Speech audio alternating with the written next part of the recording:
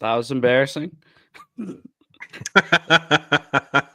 How's it going, everybody? We're gonna skip the intro this time because I totally forgot to click it. And we'll just go from here. How's your day going? It's going pretty good. Pretty good. I'm got a lot to talk about. Yeah, that's for So I'm sure. excited for the show. That's for sure. I guess let's just why don't we start out with injury news because that kind of played. I mean, I don't think the outcome was gonna change, but I think the overall feel was a little bit different when the key injury happened. Um,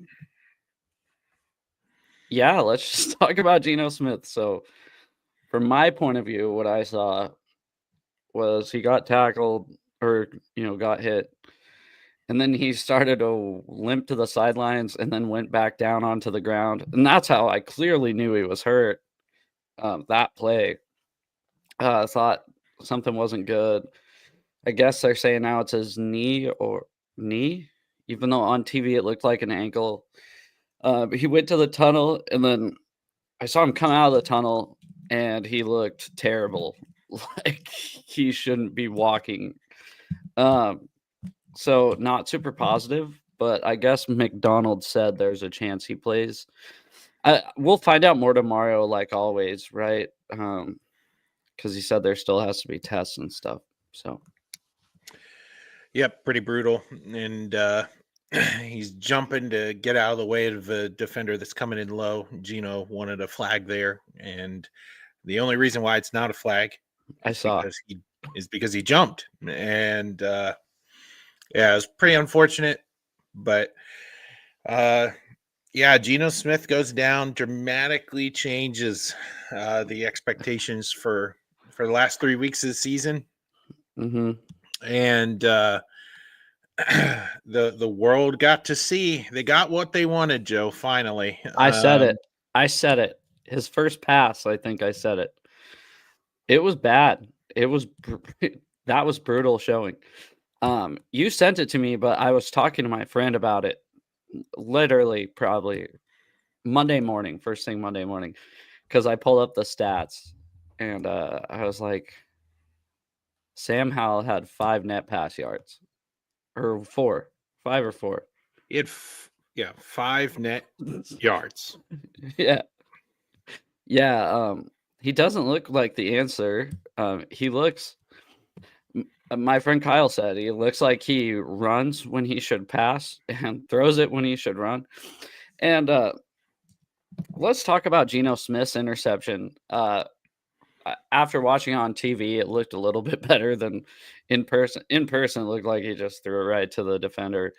Um, on TV, I kind of see where he was going, but that cornerback really snuck out, right? I think he, from my point of view, it looked like he was throwing it literally to the back line of the end zone. But seeing it on TV, I saw it wasn't. Um, so yeah, that wasn't a great one. Lost 3 points there, but Sam Howell's interception, it's like he said to Gino, he's like, "Hold my beer. I'll show you how to throw. I'll show you how to throw an interception. This is how it works." And boy, was that bad. And it's what we were expecting from him. Um, what's up, Philly? And what's up, Reflect the Sun? How you doing? Yeah, unfortunately, it just turned into a bit of a mess with Gino going down, and Sam Howell. I counted while he was in the game. He could have had 3 interceptions by the time he was done.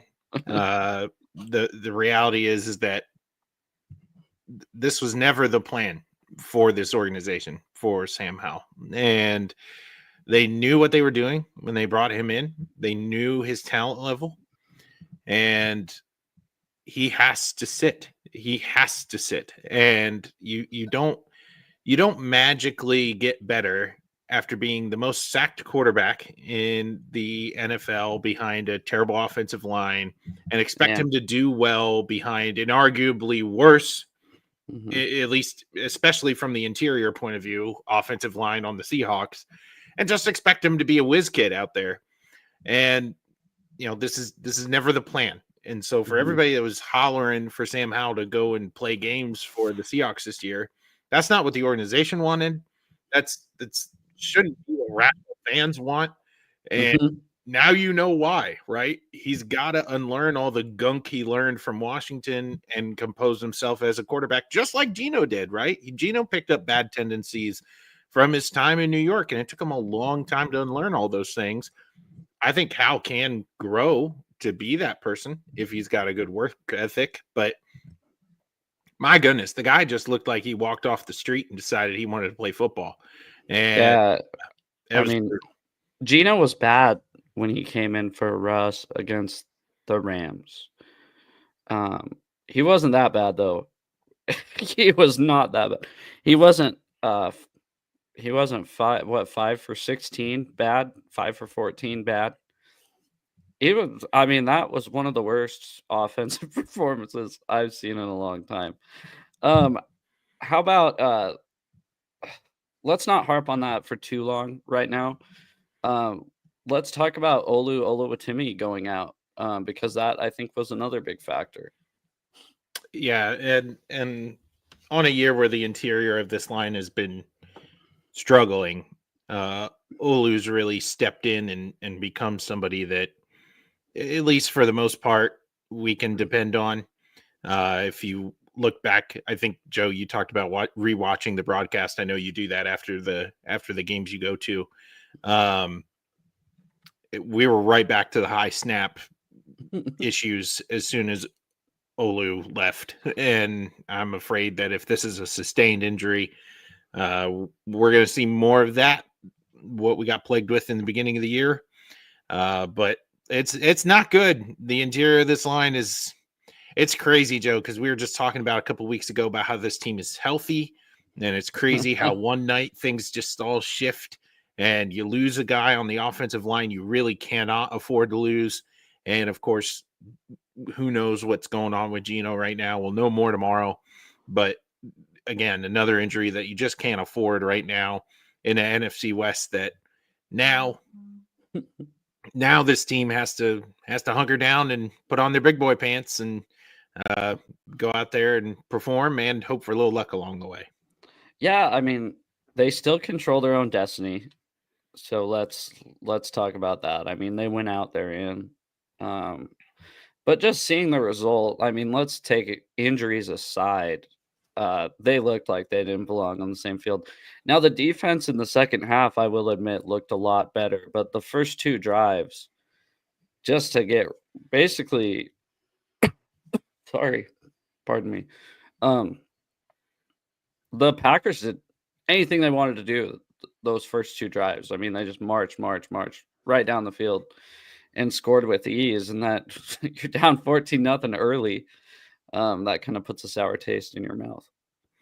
Yeah, and it really gets Seattle out of their bag, right? We were talking Mhm. about how this run game was coming alive last week, and then now you're playing from behind the whole game.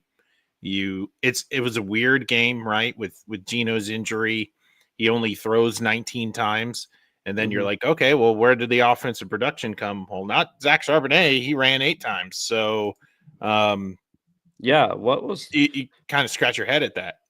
yeah, let's see what that was. Did he only Eight, rush the ball 8 times? 8 carries for 54 yards and a touchdown. Yeah, that touchdown was sweet. Positives. That was a pretty sweet run. Yeah, I tell you what, though, you know they ran that play twice Mhm. during that game where the center and the guard pull all the way out to the outside, and both times, they showed off their athleticism. Now that makes sense, right? Because if you can't pass block, which we know they can't do, then at least be agile enough to run block effectively. And I would have liked to see a little bit more of that as the game wore on, but um yeah, that wasn't in the bag. I see Reflect the Sun down there. We need a deep dive on the poorly drafted lineman projects and all the misses for the last decade. We Yeah. don't have enough time on the internet to go through all of them, but Not even uh, the internet, but just off the top of your head, just guys like Affetti, guys like Posick. Pick a card, sorry. Those are the 2 that stick out to me right now. But I mean, ever since James Carpenter, I think was the last decent offensive line they have drafted. So Yeah, it's a shame, but you would hope with this new coach, with this new regime, they're going to have a say here in this off season. Now that they'll have a year of scouting under their belts, and they'll put together a good plan of what talent is out there for the next year. Obviously, as fans, we want to starve that conversation off as long as possible, being as close as we are to the playoffs. But man, these injuries now with Olu and Gino, it's going to be tough. It will be tough to control your own destiny truly if you're the Seahawks, because they do have a couple really tough games ahead of them. yeah, 3 actually, because I think the Bears are. Yesterday wasn't a great showing by the Bears, but I watch a lot of their games. They're like my second favorite team for some reason. A lot of it has to do with their receiver. They're in a lot of games that they play. Their record may not show it, but I mean, the last time they played the Packers, it was either the Packers or the Vikings, and then the Lions. They had a chance to win late in that game. So the Bears are usually in the game till the end. That's a game the Seahawks still should win, but I hate to be this guy, but with Sam Howell, I don't have any faith. I mean, I'm just being honest. And usually I say, the quarterback doesn't make the team, but with how god awful he looked, I feel a little bit different. I just wanted to, while we were talking, I kind of looked it up because, obviously we're comparing Sam Howell to Geno Smith, similar situations, not really because Geno was a backup for a long time. But so Sam Howell, he came in relief of Geno Smith. He went 5 for 14, 24 yards, 1 pick, 4 sacks. Geno Smith came in that, I believe it was a Thursday or Monday night against the Rams in 2021. He went 10 of 17, 131 yards, 1 touchdown, 1 interception, sacked 0 times. So, I mean, even when Geno came in that game against the Rams, he wasn't awful like Howell was. So. Yeah, I mean, look, I watched the Giants this week pull out Tim Boyle, and he looked like he could run an NFL offense, and now an abridged version of that, sure, but he didn't look like a pedestrian walking off the street playing football, and that's what you saw in Sam Howell on Sunday night. And he was not prepared to come into that game at all. And on one hand, right, Geno's a very durable quarterback, and he's taken a lot of hits behind this offensive line, and he gets dinged up, but he refuses to get out, and he doesn't get hurt. So yeah, on one hand, I can see that, but on the other, you're an NFL backup. Yeah, you're brought into this organization to back up the guy, and you have to be ready. And he did not look ready at all. Well, and we saw it last year with Drew Lock when Drew Lock had to come in against the Giants, and Drew Lock looked decent. A lot of these times, these quarterbacks come in and they look pretty decent because they're preparing like they are the starter, and the defense doesn't have any film on them from this year, right? So a lot of times you'll see that's how you get like the Mike White games with the Giants or Jets. I think the Jets a couple of years ago where he threw for like 5 touchdowns because nobody had film on him, right? I realize they have film on the team, but they don't know his tendencies, right? So I don't know. I wasn't impressed. And yeah, it did seem like a lack of preparation and a lack of not getting the ball away or throwing it when he shouldn't. It was something else. Yeah, really unfortunate. Now Seattle's kind of in a place where we as fans were familiar with all season long. It just seems like there's been marquee moments for McDonald to rally this team in a must-win back against the wall situation. Well, now you got to do it 3 times in a row because I think at this point the Rams aren't going to mess up, and you're going to just have to bring your best on that last game of the season. But the reality is you got to win these 2 games to get to that one to make it important. Yeah. And you know, injuries, you can't use them as an excuse this time of year. Everybody's hurt. So everybody's not feeling good. It's a long NFL season, and the next man has got to play, as well as the starter. And if you're not, then you shouldn't be second string. Unfortunately, Seattle fans didn't get that at the quarterback position this past week. And yeah, it leaves a lot of fans feeling, I think, like you and me, Joe, where we look at that and go, I really hope Geno comes back, because I don't got a lot of faith in a Sam Howell-led team. Yeah, no faith, actually. I really don't. I'm ripping this off from somebody else that said it on the radio yesterday, but it was pretty spot on. He goes, Sam Howell reminds me of one of those guys who matured really early when he was young, right? He had hair under his armpits in the 3rd grade and, just looked like a man-child out there. And he always kind of got away with being a little bit bigger, a little bit stronger than his opponents. And, playing at North Carolina in the ACC, that's kind of true too. And when he makes it to the league, when people are a lot bigger, faster, stronger than he is, he can't rely on that anymore. You have to rely on your between the shoulders, between the ears. Yeah, absolutely. I think looking forward to next week for any amount of optimism. The Vikings are sort of a team where they're not as chronic as the Kansas City Chiefs. I mean, the Chiefs have a deal with the devil going on right now. You really can't explain why they were winning football games. But the Vikings are another team where just kind of let people hang around. Not really, they haven't quite been there before, if that makes sense. We obviously I get it. Sam Darnold hasn't been there before, but right, that unit, the team, that organization hasn't been there before. So they're trying to figure out, okay, how do we get that killer instinct and really work away teams? I think I could work to this team's advantage. Just kind of hang around, be that that annoying gnat at the end of the game and see what happens. But it's got to be a Geno-led team, because if it's not, then it all goes out the window. Because the reality is that if you're down early, which this team is notorious for, you're gonna need a gunslinger to throw the ball around, and Geno's fit that bill. And when he does that, it works. And sometimes, for the most part, sometimes it ends in red zone interceptions, which is infuriating. But you take the good with the bad. At least it's not as polarizing as Jameis Winston, right? He gets benched today for DTR. But you gotta. This has to be a Geno-led team moving forward.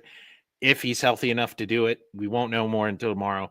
But I am optimistic, because if he is playing, which McDonald sort of leading towards that possibility, the Vikings are a kind of team where Seattle can just hang around and snag a win late, and that would be huge for this team. Yeah, I'm not counting the Seahawks out until. Well, I'm not counting them out regardless. I'm going to be rooting for them and say they're going to win. But until they say that Geno's out, that's kind of what I'm holding on to right now. Because like I said, I haven't even seen anything from Sam Howell that I liked last year. He threw for how many yards? Can you give me a second to bring that up really quick? Yep. Diet Baker Mayfield. That's what I call him. He looks like Baker Mayfield, and he doesn't play as good as Baker Mayfield. He's 6 foot tall. He's short. Well, I'm 5'10", so not that. He's not as short as I am. Let's see. That's Commanders 2023. I realize I should have had this pulled up, but okay. So Sam Howell went 29 for 44 against the Seahawks with 300 passing yards. But most of those passing yards went to the running backs off screen passes. I don't know if you remember that. So the stats looked awesome. But their 2 leading receivers, right, were Brian Robinson Jr. running back, 6 receptions, 119 yards. Antonio Gibson, 5 catches for 42 yards. Terry McLaurin had 4 catches on 8 targets for 33 yards.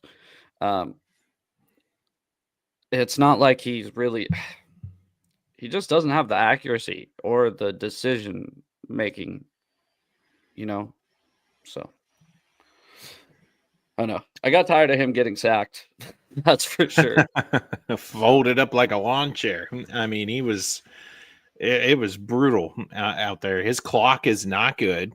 And he just kind of looked like a deer in headlights. Now, if he's got a week to prepare, who knows? Who knows what that looks like? But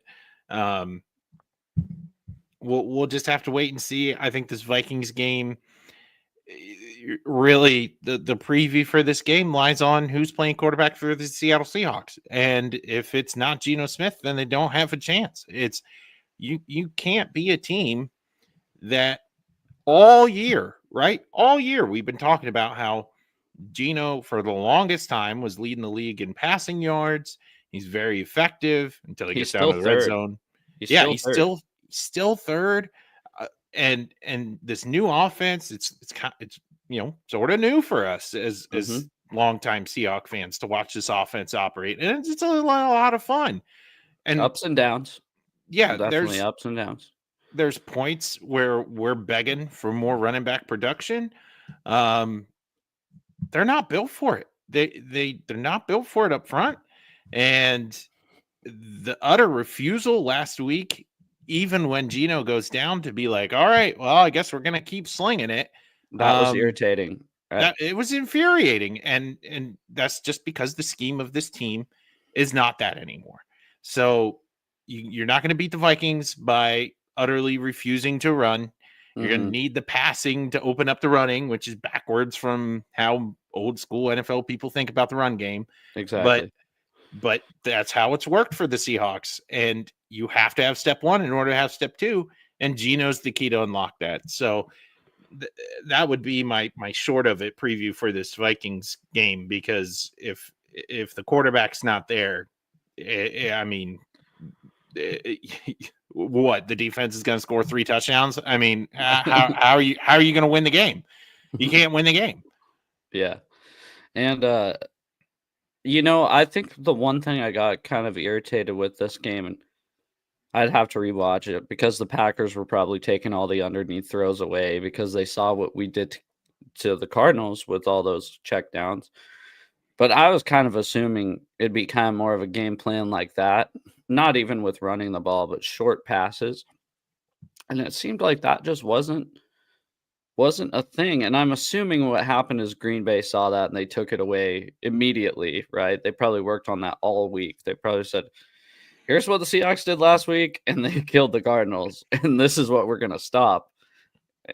Hats off to them. Like I said, this game had nothing to do with injuries, by the way, for everybody that's watching. Yeah.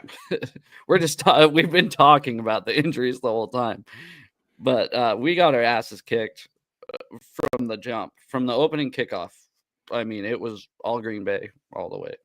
And because we couldn't stop it seemed like, especially the first half, we could not stop the run. It looked like the Seahawks from before the bye week, or before the Rams game before the bye week. The return of evil Josh Jacobs, right? Dude, that freaking guy. We talked about him. Yeah, he didn't quite rush for he didn't quite have 300 all-purpose yards like he did last time he was here. So that's a plus. But you know what? I think overall, looking back and looking forward, the Seahawks really showed last week that they're not a heavy hitter. That they're not quite there yet. Like we said going into the game, we said this is when we get to line up against a big dog and see what happens. And we got off the porch. So we get a chance to bounce back this week, though, right? That's true. It is true. And for all the doom and gloom, for all the all the hurt we experienced this week, everything they still want is right in front of them. And they just got to go out there and take it. And McDonald's been very good in these spots, and Mhm. you just got to kind of give him the benefit of the doubt right now and trust that this defense will wake up in the first half of next week's game and not Mhm. take an entire half off. But they have a puncher's chance against a Vikings team who are trying to figure out how to be the big dog on the stage. Maybe not as big as some of these teams that we've mentioned before. You know, Detroit's in trouble though. Detroit's in trouble. I mean, How about everybody over there is trying to figure out who's going to win that division. yeah, Detroit's in trouble. Embarrassing. I was angry about this game, and it really hurts and hurt our playoff chances. To be completely honest, by the end of our second defensive drive, I kind of already came to the conclusion that it just wasn't our day when we were down 14-0. To be honest with you guys, as soon as we went down 14-0, and I think we punted the next drive, if I'm not mistaken, I was like, yeah, no, today is not the day that we're doing this. So yeah, yeah, they, yep. Sorry, I don't know where I was going there. How about you? When did you lose hope during this last game? You know, it was really weird. It really felt like, you know, when the defense came out in the second half and really stepped up against the run, I was like, okay, like I'm a little more interested now. And really, like,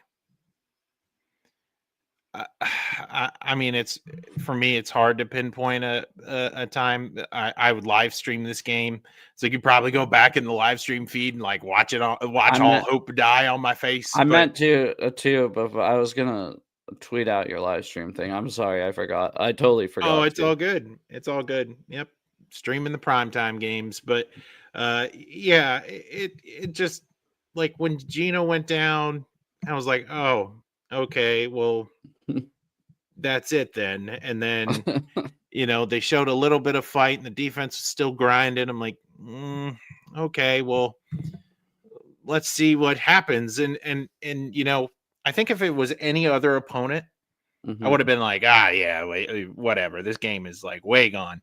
But like, we have seen this like quasi rivalry do some crazy stupid things, and like, the game's never over. And That's what I thought until Sunday night. Sunday yeah. night, I was like, especially at the end of Sunday night, I stayed right when the clocks hit triple zeros. I freaking left immediately. Like I was like, because I don't leave early. The only game I've crazy enough, the only game I've ever left early was this year against the Bills, and there was like 2 minutes left. On the Bills were taking knees, but there was still time on the clock when I left. Um, yeah, it sucks. Let's yeah, I wanna ask your opinion about all the opposing fans because she said 3 and 5 at home, and it's really sad. Yeah. Yep. Uh so Go ahead, because you this know where I stand. I do. I do. And um Iona, I hope I'm saying that name right. But look, if you're a first time viewer, thankful to have you. Actually, she comments on a lot of our videos after Oh, the fact wonderful. usually. Yeah, so Wonderful. I think Oh, this is the cool. first time she's came on while we're live. Here in real time. Good stuff. All right. Yeah. Well, so you know then that Joe is incredibly passionate about this topic. And now I am too. Look, I'm the Pennsylvania guy of this coast to coast duo. You know, home team vibes don't really resonate with me as much as they do with Joe, because Joe's there, and Joe's all in. And if I lived out there, let me tell you, I'd be probably sitting right next to Joe having a great time, but I'm not. When the national broadcast brought it up this week, And let's be fair, the national broadcast has brought up the opposing fans at Seattle home games multiple times this year. Mm-hmm. But when they mentioned at one point in the game, Seattle might have to go to a silent count at home. Oh, I was fuming. And they panned out and showed all the yellow in the stands. You You notice? could Okay, you go could ahead. Oh, you could hear the Go Pack Go on the on the broadcast, and it was rowdy. And okay. then Okay, go ahead. on one, Sorry. this is my last point. On top of that, today on Pat McAfee, Aaron Rodgers talked about how well Green Bay travels, but he was like, I'm very surprised that they filled up that stadium the way that they did. And I don't think I've ever seen a Seattle Seahawk home game where it's that bad. And I tweeted today, I was like, all right, Seahawks, you now have a national problem. Because if you didn't tune in on Sunday, people have tuned in today. Everybody knows this is a huge issue and it needs to be fixed. And I don't know how you fix it, Joe, but You don't. You don't. You win. That's how you fix it. You win. This town isn't like it used to be. In 10 years ago, for example, was 2014. I can't believe I just said that out loud. I cannot believe I just said that 2014 was 10 years ago. They were on top of the mountain, and I guarantee it wouldn't be like that if they were like that today. A lot of bandwagoners around here, and it does piss me off, to be completely honest. I almost have more problem with bandwagon fans than I do opposing fans. I'm just an asshole, right?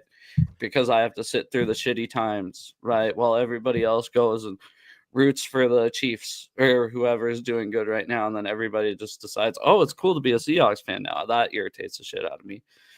I don't like it either way, to be honest. But like I said, I'm reading my tweet right now.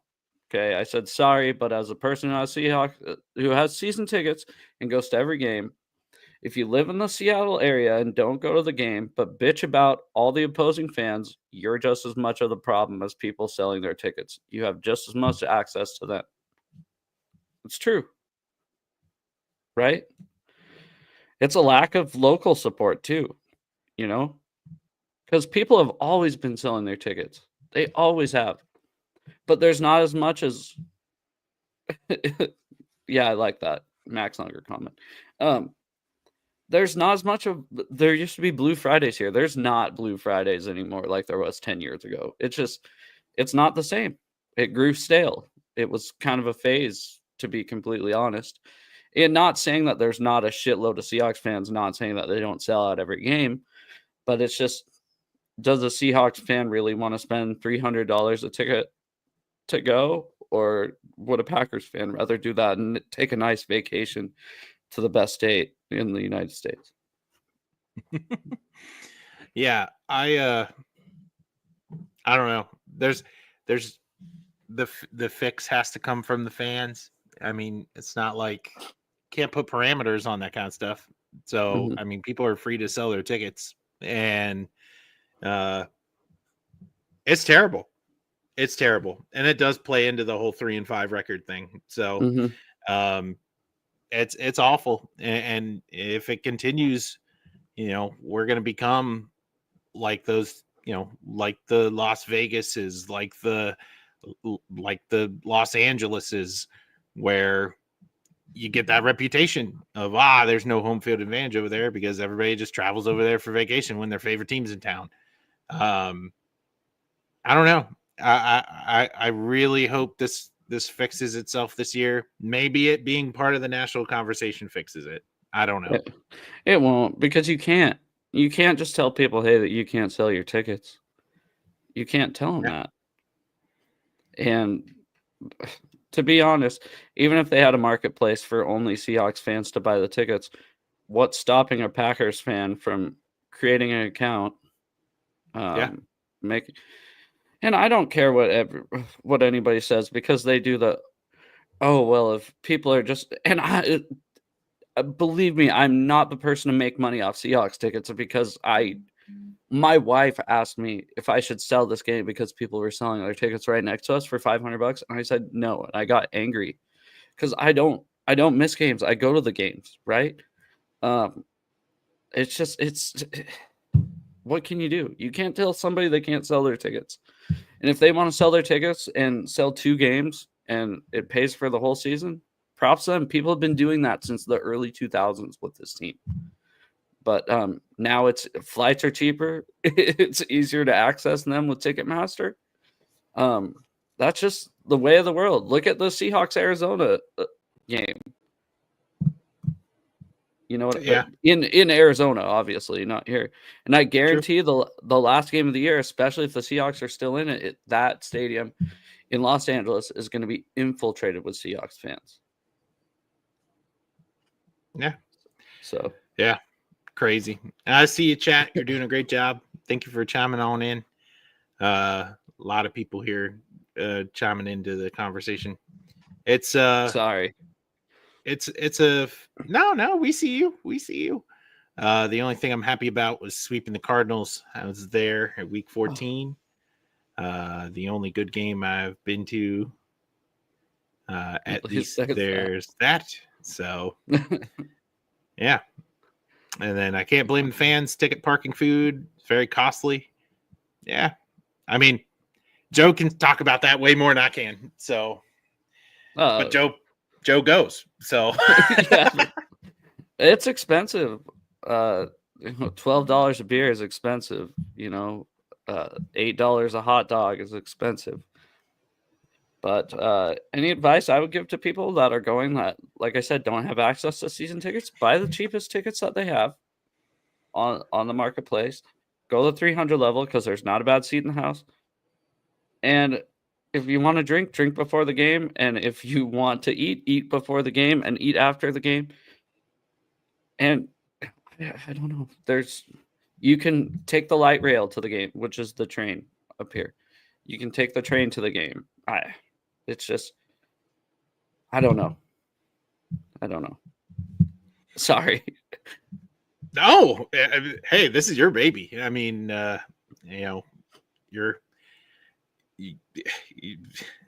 there's not a lot more that can be said on the topic. I mean, we've beat it to death all year, and it's not gonna fix itself unless the fans take ownership of it and the team starts winning. So we'll see.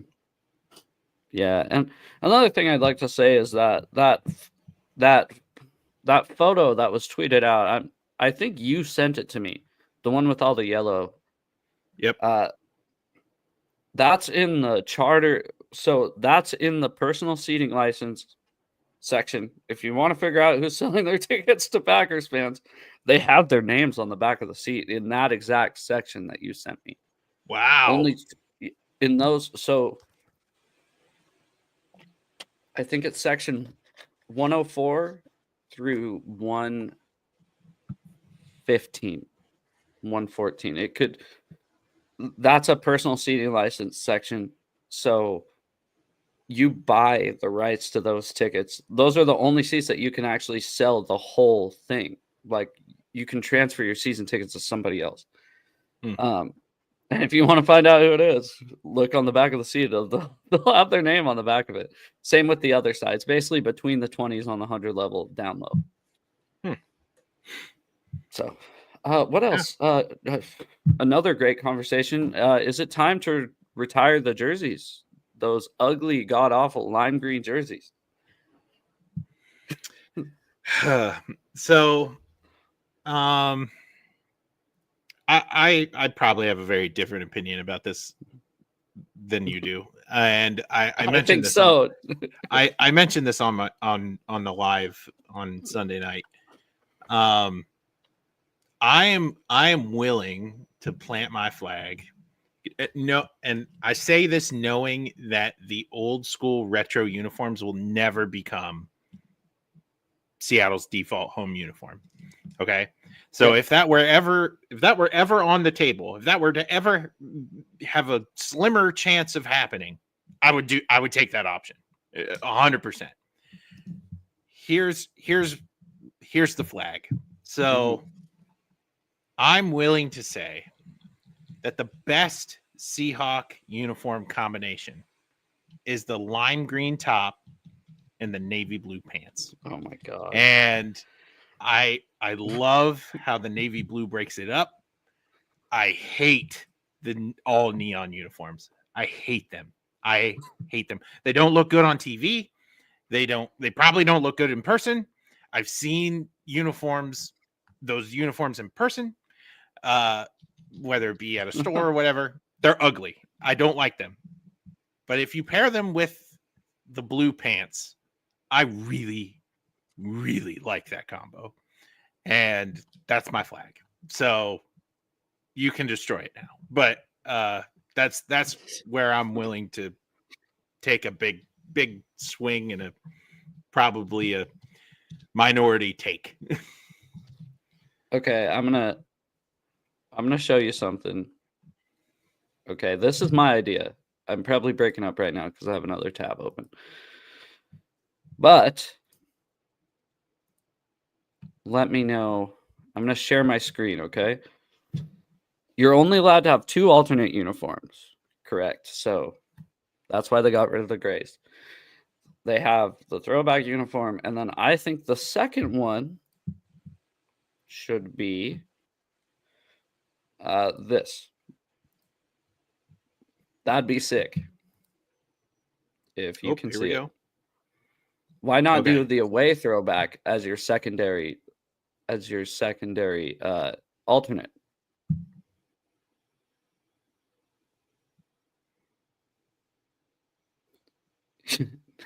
Are you mulling this over? Or? Yeah, I am. See, man. So you want that helmet to go with that uniform, right? The silver one. Yeah. So this is where I don't agree. The greens are different, and that would drive me nuts. What do you mean? The green on the old school helmet is different than the green on the away new pants. It's a different shade of green. Nope. Yeah, way different. Yep. No, you'd have the old school pants too. I just mean make the old school away uniform instead of the action green. Instead of the action green. Just get rid of just have throwbacks. Just have white, blue throwbacks and white, blue current. And then you can wear the throwbacks 4 times a year because you'd have the white throwbacks to wear as well. Oh, I get what you're saying. Because you're only allowed to wear the throwback. You're only allowed to wear an alternate uniform twice. Yeah. Per season. So you. I get what you're saying. Be pretty badass. Chat, what do you think about that? I don't know if I like the idea. I'm not willing to give up what I think is the best Seahawk uniform combo. I think that I'm going to be honest. I talked to a lady that's in Seahawks marketing in the preseason. And I thought she was full of shit, to be honest with you, until she had me email her about something, and it was her name at Seahawks.com, and that's how I emailed her. And yeah, so like I said, it was like I said, I thought she was full of shit. And she said there might be some uniform changes coming next year because I was bitching about the green ones to her. Because I was like, can you do something about those god-awful lime green jerseys? I hate them. I loved them when they first came out, too. In 2016, against the Rams was the first time we wore them. I went to that game, and I was like, man, these are so cool. And now I'm not into them anymore. Well, chat, just make sure you look over Joe's right shoulder. And you know. I dig the color. I really do. I dig it as a second. I love lime green as a secondary color. Just not a main one. We're not the Oregon Ducks, all right? We don't need to look like that. That was the only other weird thing I had written down. Is there anything we missed? I don't think so. I think we went through the rundown pretty good. We talked about a couple oddball things along the way. It's been a pretty good show. Mhm. Didn't get the Kobe Bryant pick in the second half on the first drive. I Didn't get feel crippled of my predicting powers. didn't get Man, any picks. Didn't get any sacks. Didn't get any sacks either. yeah, I wasn't anticipating the defense taking an entire half football off, but man, I wanted that. I was saying on my live stream, I was like, all right, here we go. First drive of the second half. If Kobe Bryant gets a pick, I'm gonna lose my mind. And I was telling the chat, I was like, I want this more than the air I breathe right now. Like, I cannot wait for this show with Joe if this happens. And it did. So no more super specific predictions from me. But you have to. That's the rules. You can't just. Well, I can make bold predictions. I'm not going to pick the drive and Oh yeah, I wouldn't do that. I was testing fate last week. Yeah, you're the reason it didn't happen, to be honest. oh, yeah. Okay, I don't want that bad voodoo on me. So, bold predictions for next week. I think next week